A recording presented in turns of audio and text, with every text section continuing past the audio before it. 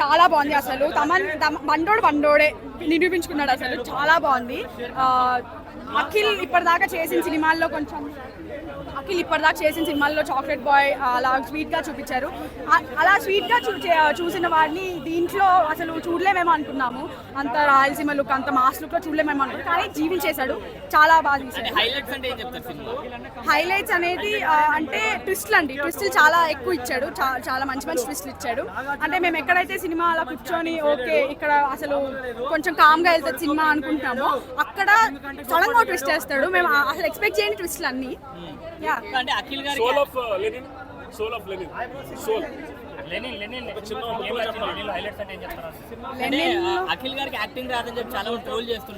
ఈ సినిమాతో ఆ ట్రోల్స్ అన్ని కొట్టేయచ్చు.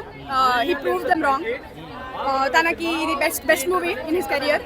ఇప్పటిదాకా అసలు కమ్బ్యాక్ అనొచ్చు అఖిల్కి. యా, అంటే ఈ సినిమాని రంగస్థలం పుష్పాలతో కంపేర్ చేస్తున్నారు, వాటికన్నా బాగుందని చెప్పేసి. వాటికంటే బాగుందని అనను, కానీ ఆ లెవెల్లో ఉంది. అంటే అంత బాగుంది అనమాట. భాగ్యశ్రీ గారి గురించి భాగ్యశ్రీ లేకపోయినా సినిమా ఉండేదే కాదండి అసలు. భాగ్యశ్రీ తను ఆ రోల్కి ఎంత బాగా సూట్ అయిందంటే, ఆ రోల్ ఇంకెవరు పెట్టినా కూడా అంత సూట్ అవ్వరండి. భాగ్యశ్రీ చాలా బాగా సూట్ అయింది ఆ రోల్. అంటే ఆ ల్యాగ్ మీకు సెకండ్ హాఫ్లో అసలు అనిపిదండి. అంటే ఆ ల్యాగ్ మర్చిపోతారు మీరు, అంత మంచి సీన్స్ ఇచ్చాడు. అంటే ఫస్ట్ హాఫ్ అనేది ఎలా చూపిస్తాడంటే ఫ్యామిలీ అందరూ మనోళ్ళే అన్నట్టు చూపిస్తాడు, కానీ సెకండ్ హాఫ్లో ఇంకా అందరూ మారిపోతారు.